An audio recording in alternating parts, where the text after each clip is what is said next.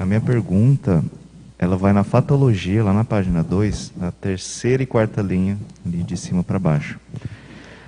Você coloca ali a eliminação da autoficção, das idealizações de si mesmo, das pessoas e do mundo, favorecendo a abordagem realista e interassistencial às demais consciências.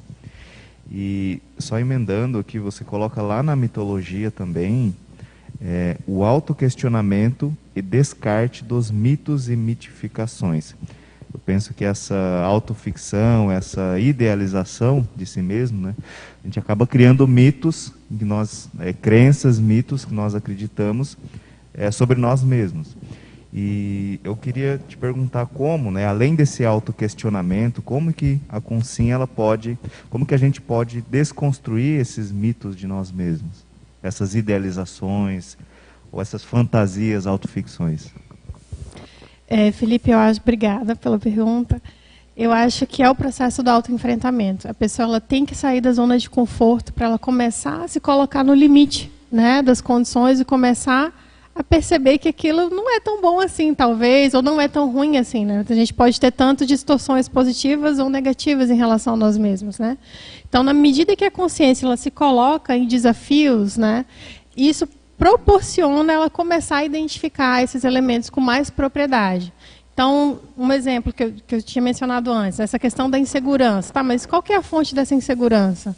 Às vezes tem outros elementos que estão impactando. Essa insegurança pode ser infundada. Você pode ter trafores que vão te permitir lidar com alguns desafios, mas se você não se colocar naquele desafio, você não vai conseguir esmiuçar quais as variáveis que estão impactando naquela autoficção ou naquela visão distorcida de si mesmo, né?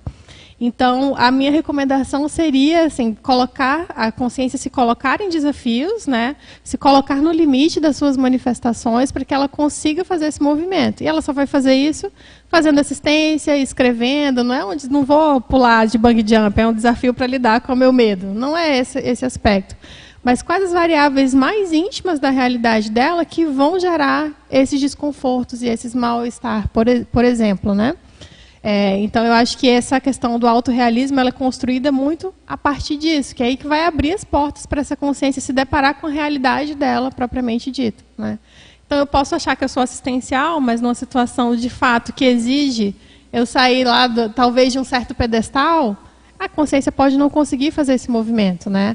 Na hora que a consciência está lá, né, comprometida, assediada e etc., como que você vai fazer uma abordagem com aquela consciência se você tem algum preconceito, algum apriorismo?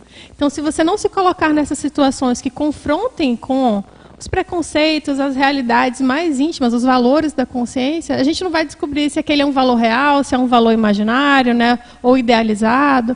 Então, eu acho que a experimentação é o grande fator, e eu acho que a Conscienciologia contribui muito nesse sentido, que é a questão do princípio da descrença e esse convite constante à autoexperimentação e autocomprovação para ajudar nesse processo. E aí você começa a quebrar esses mitos, essas idealizações, e claro, se você consegue quebrar isso em relação a você mesmo, você começa a quebrar isso em relação às outras pessoas, né? Você começa a diminuir as expectativas em relação ao outro, você começa a aumentar o nível de intercompreensão em relação ao outro, a sua abordagem fica muito mais assertiva, mas você precisa ter a disponibilidade para olhar para si e se deparar com as suas dificuldades e com as suas limitações. Muito obrigado.